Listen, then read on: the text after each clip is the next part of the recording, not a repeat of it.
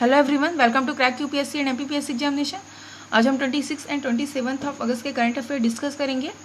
इसमें पहला important fact है आज का कि हाल ही में राकेश अस्थाना जी को बीएसएफ का डायरेक्टर जनरल बना दिया गया है।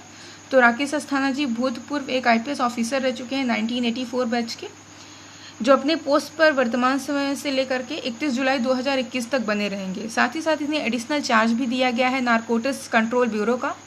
और आपको पता होना चाहिए कि बीएसएफ ये टोटल आपका मिनिस्ट्री ऑफ होम अफेयर्स के अंडर काम करता है।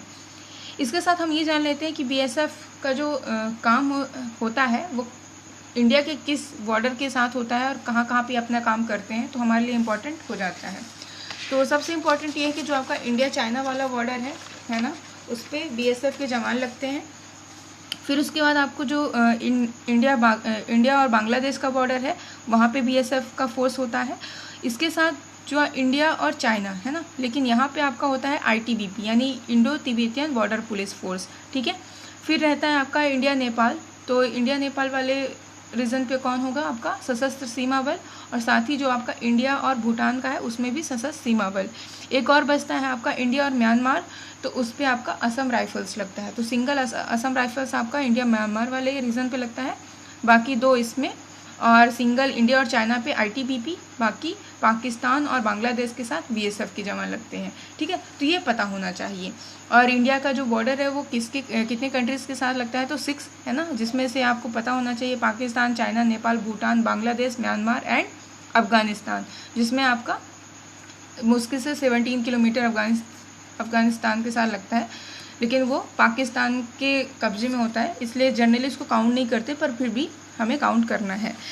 नेक्स्ट है आपका कि हाल ही में यूनियन मिनिस्टर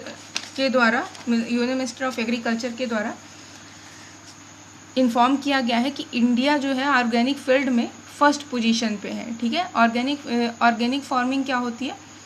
एक ऐसी खेती या ऐसा परंपरागत खेती जिसमें आप किसी तरह का केमिकल का यूज़ ना करो, है ना। आप वर्मी कंपोस्ट खाद का यूज़ करो, टोटली उसको ऑर्गेनिक लेवल पे आप खेती करो, उसको हम बोलते हैं ऑर्गेनिक फार्मिंग, ठीक है। तो इस परंपरागत जो कृषि योजना है इसमें इंडिया फर्स्ट रैंक पे है पूरे के पूरे वर्ल्ड लेवल पे, और एरिया वाइज अगर हम देखते हैं तो इसमें इंडिया की 9th रैंक है, ठीक है।